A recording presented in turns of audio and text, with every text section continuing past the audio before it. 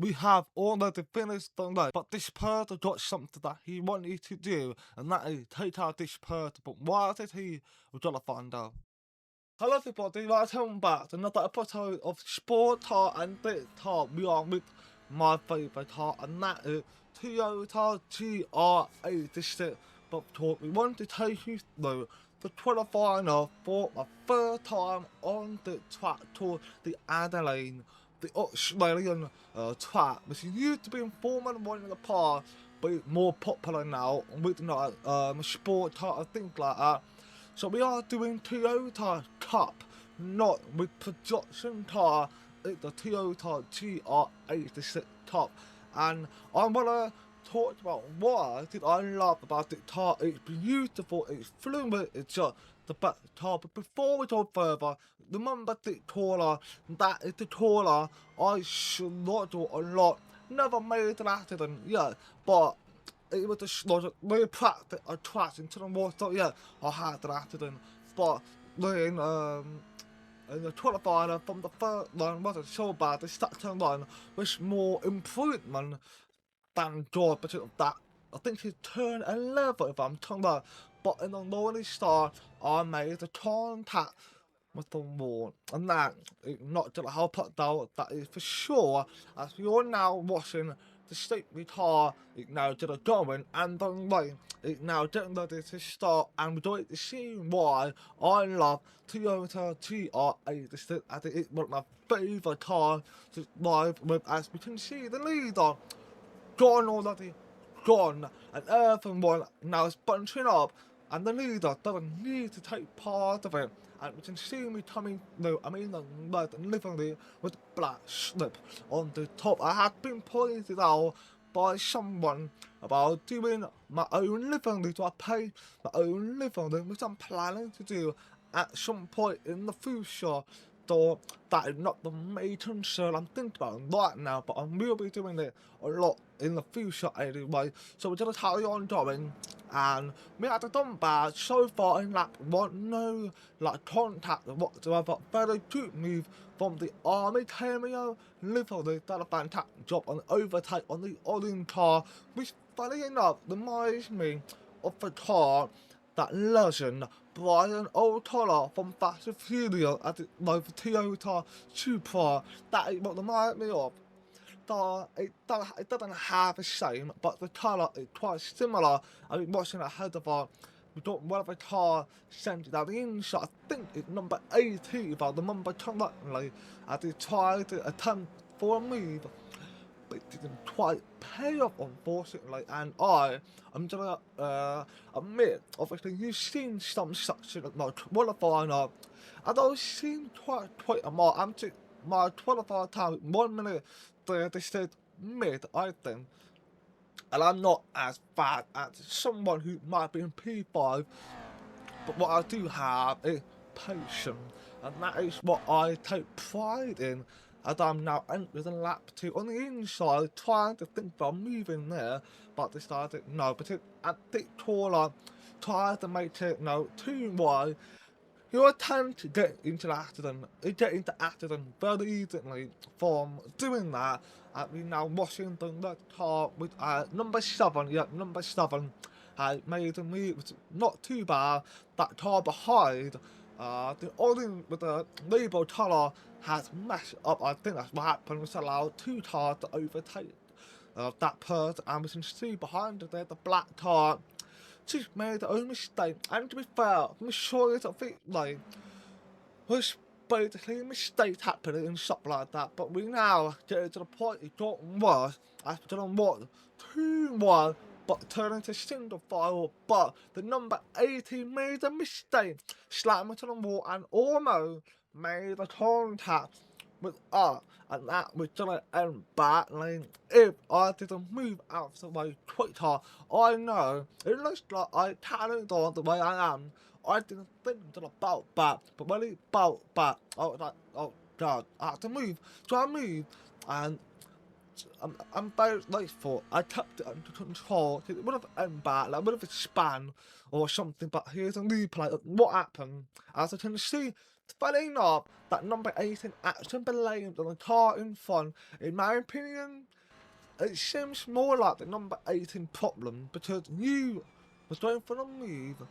There was no gap whatsoever, and you just tried to squeeze in. It was not telling what, but unfortunately, the orange car was it number 9 took out the car that looked like number 18, but it wasn't. It was the leader, and chaos now began unfolding from this point on. The number 9, the orange one, took out the leader, and behind them was the crash that happened with the black car that made the contact with the barrier, and rebounded off it and hit into basically an innocent person, a bystander at that point. So it was started to unfold, and when I started realizing this whole chaos was happening, I was thinking in my head, wait, I think it's gonna get worse from this point until the end, and we are currently P11, so not bad, and rapidly moving up place to cars and play about that. But I do need to make sure I get into top 10 because I would love to finish inside top 10 of my debut with Toyota in online, and we can see the top is someone who's actually were the reason that we made this video about the beginning of the intro. We've seen what happened there. This is now the drama started from this point. But before we get into it, we got a fantastic actor sent down inside the final toilet. Season what and went so deep, and I was like, God damn it, get back on track. Only lot 2 places, not like that I've gone all the way down lad, so that's fine.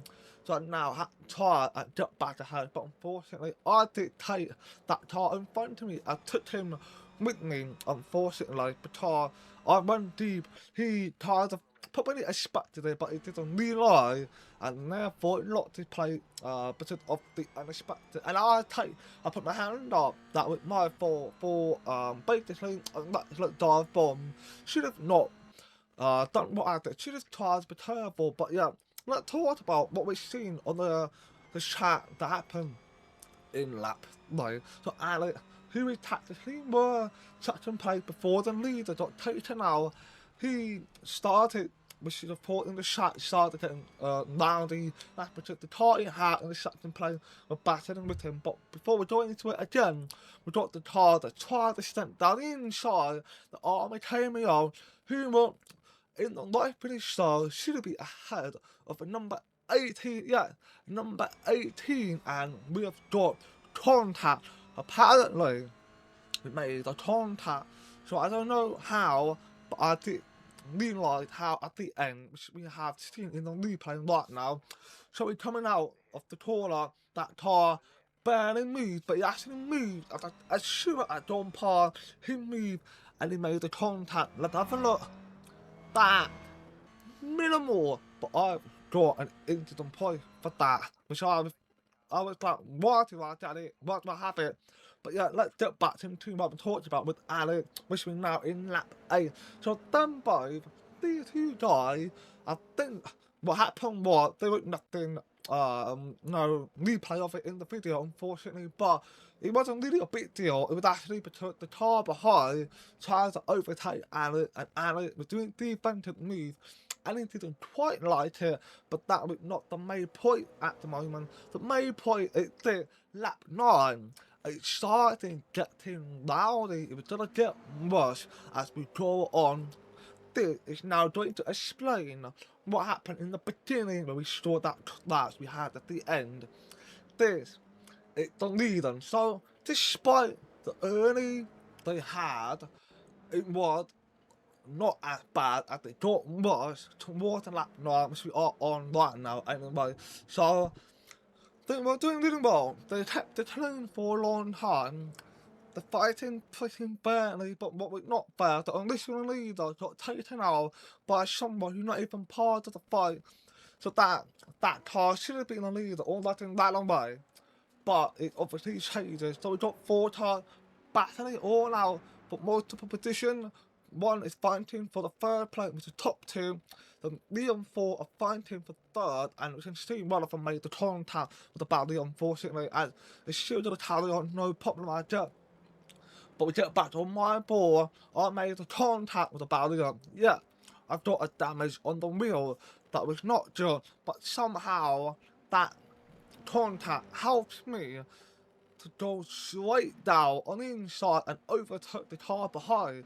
I have no idea how it managed to pull it off. I thought it was gonna be slow, but no, I actually managed 2 times to make it work. And now this is the point for me where I start pulling away from the car behind, which showing that I need to be ahead of the car behind in order to have the better chance of pulling away and catching up the car in front of me, basically. But in final lap, battle still racing on between the top two. They're still keeping a smooth, they kept it clean. But unfortunately, Albeit made the contact with the barrier that is going to cost his time. But can the car in what is called third up? I think that's, yeah, third up, isn't it? Can that car get ahead of Albeit? And that is what we're going to find out. Behind them, they're still fighting for third, which is another car, and the other car behind them, they are battling for third, nowhere near the top two. But as we entering into what is about to be a very controversial that as we heading down to the corner, let's have a look at what he done. He made the contact with it. He standing on the inside. He would not allow in that area. He was too far back.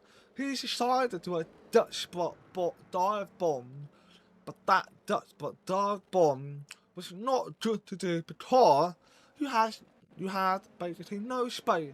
You were too far back and you're not down on the car though. It's not gonna work even though in Australia. So it was not gonna work, but he did it and he actually won the race because of it. But it is not done because Albeit, which we now going to get to the big llama, and he's still speeding away. But the race is done, it's done, but it's not even finished between them. Like after the watch, and it ran straight into the car that took him basically out of his leader position. So that was what happened, and I'll be honest, it was a very stupid thing for Ali to do that, and I'll explain why. So I finished 7th on my debut. Improved rated, can't complain about that. So, with Ali, with what he done, so if he hadn't took out the lead up, which I think we took this stuff, if you didn't take him out at the end, you're basically be fine. The whole thing be blamed on Tush for doing what he did, but because you decided to retaliate at the end of a race, you're into them, but he's still touted anyway. Who decided to do whatever one would think of a bad sportsmanship.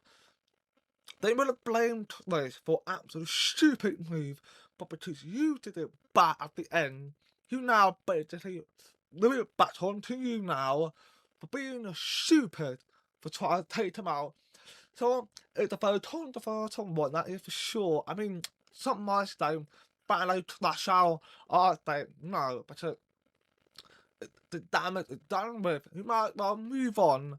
You can go and little bump if you have to, but don't take him out. Blimey, though.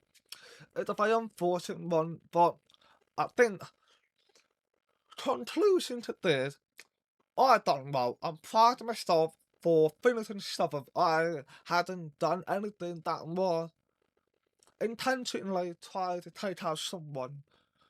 So with that, bit hard, overtake I made on the final corner in lap 3 was something I need to make sure I do better next time. But overall, I hadn't had a bad race. Let me know in the comment, what do you think if I had a bad race or not? But overall, I bloody love Toyota GR86 and Adelaide, Australia. You are not so bad, you showed mate. I actually like the track quite well. That's pretty cool, and I will be doing production car next, and that'll be in Miami. So yeah, I've got 2 new tracks, Miami and Adelaide. I'm gonna be doing those Miami now, but I think it's been a very good episode. I can't complain what I've done. Should do a little bit better next time for sure, but overall I'm happy with everything. So I'm gonna end it now. I'll see you in when I do the production car with Toyota GR86. So thanks for watching. Please like and just like my video. Do my very appreciate it, and peace out.